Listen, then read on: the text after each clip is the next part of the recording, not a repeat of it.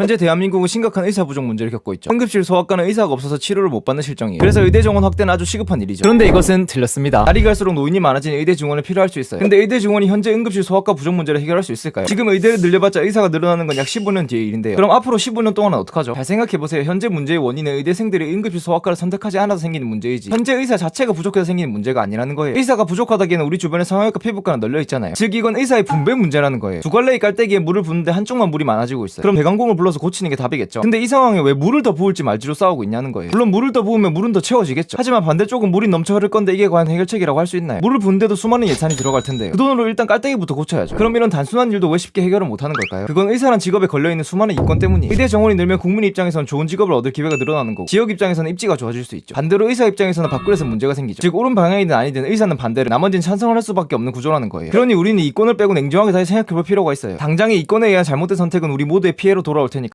고길동이 됐냐 이거? 우리가 고길동이야? 우리 안 나오고 이렇게 써야 되겠다. 그게 좀 가려놓으면 돼.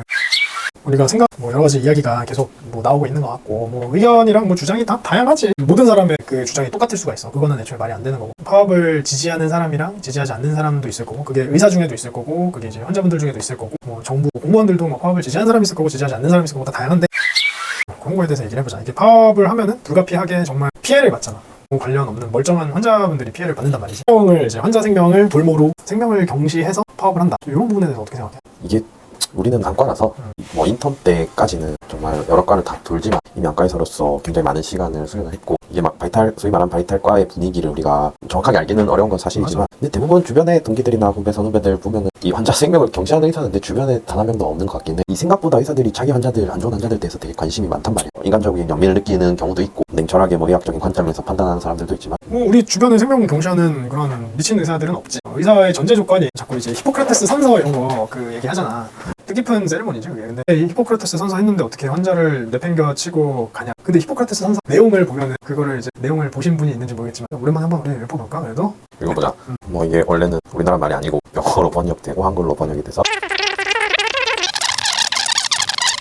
이게 히포크라테스 선서의 내용이야. 어차피 여기 구글링하면 다 찾아볼 수 있겠지만 이번 기회에 히포크라테스 선서가 의사 비난하는 용도로 쓰이지 않았으면 좋겠어. 히포크라테스는 은사님에게 관심이 많았던 사람이야. 그렇지 않아? 이 사람은 자기의 의술을 가르쳐준 자를 나의 부모로 생각하래. 와, 엄청난 분이지. 은사 그리고 이제 제자 약간 어떻게 보면 의사 카르텔을 굉장히 감싸는 사람이지 이 사람은.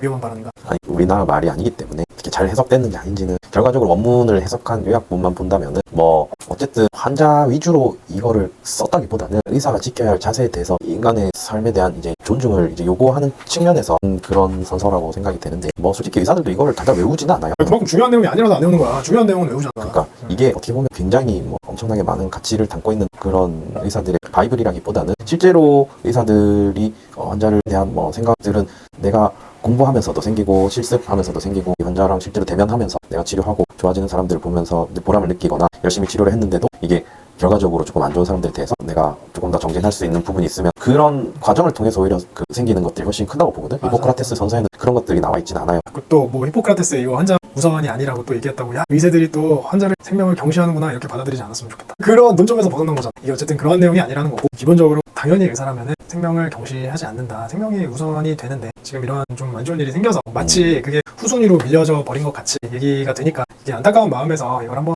지적을 해보고 싶었어 나는.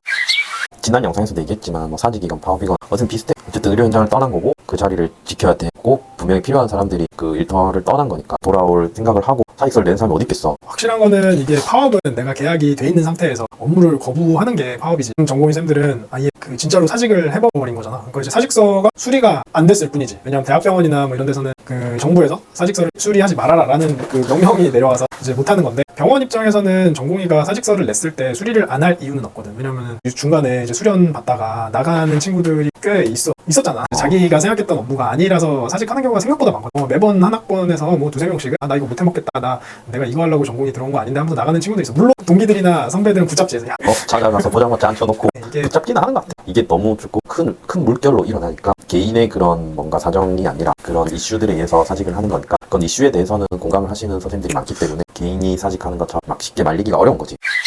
오늘 지금 내가 앞에 1분 정도 되게 잘 정리가 돼 있는 영상이 있어서 내가 앞에 넣어놓기는 했는데 증원에 대해서 실효성이 있을 가능성이 굉장히 낮다는 거를 이제 얘기하는 영상이야. 그리고 보건복지부에서 올라온 영상 내가 아까 전에 보여줬잖아. 그 영상은 또 이제 의대 증원을 했을 때 진료비가 낮아질 수 있다는 것에 대해서 또 보건복지부는 홍보를 하더라고. 같은 현상에 대해서 상반되게 얘기를 한다는 거는 문제가 있는 거잖아. 되게 재밌어. 보면 이제